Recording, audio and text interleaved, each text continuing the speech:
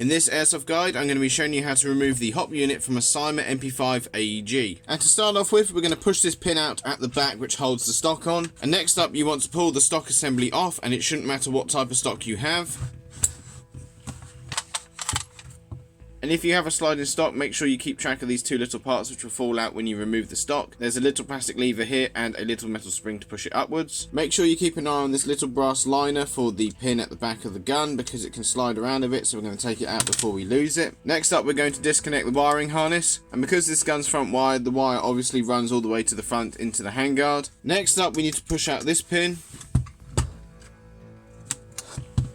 Now next up, you want to slide the lower receiver from the upper receiver. However, this gun's got a slight mod to it, and you'll find out what it is in a later video. And this mod involves a bit of wiring running through the front of the gun to the handguard, which means I've got to feed the wiring through. So of course, if you don't have this wiring, you shouldn't have this problem, but I've just got to pull a bit of wiring through before I slide the lower receiver completely out. And because I've run out of wire, I've had to cut that wire, so that's annoying. Nearly there. There we are. Note to self, put a connector in that wire. Now you should be able to slide the inner barrel and hop assembly out the back of the upper receiver like so. Now what I'm going to be doing is tightening up the selector arm because it is just too damn loose. Basically, this hop unit will not hold its setting and it will vibrate itself to its lowest position, which is highly friggin' annoying, I can tell you that.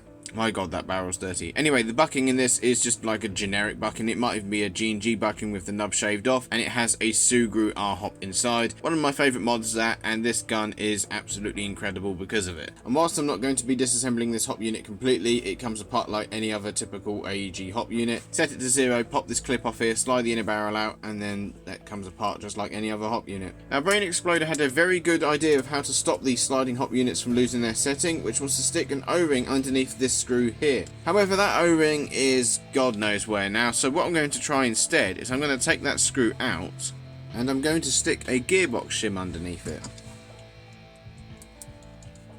And there we are, we have a lot more resistance and it's not trying to spring back.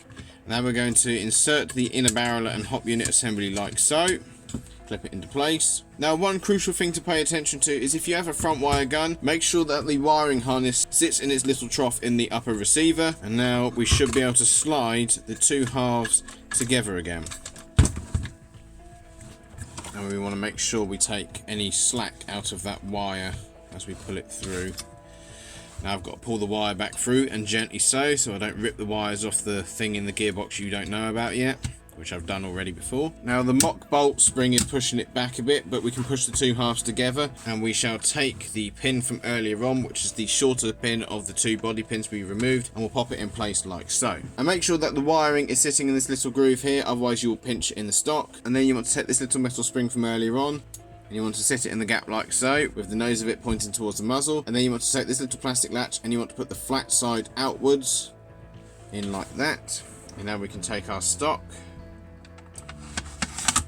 slide it back on, make sure that little brass sleeving's out the way, and then we take our remaining body pin and pop it in like so. Now I'll fix this wiring later on, but for now we will stick our handguard back on. Oddly enough, the most difficult part of this whole process. And there you go, that is how you remove the hop unit from a CYMA MP5 AEG. If you found this guide useful, then make sure you leave a like and leave any further questions down in the comments. Check out the rest of the channel whilst you're at it, see if there's anything there which tickles your fancy. And if you want to be along for the ride, then make sure you subscribe. And if you want to see this very gun in action, then make sure you check out this gameplay right here.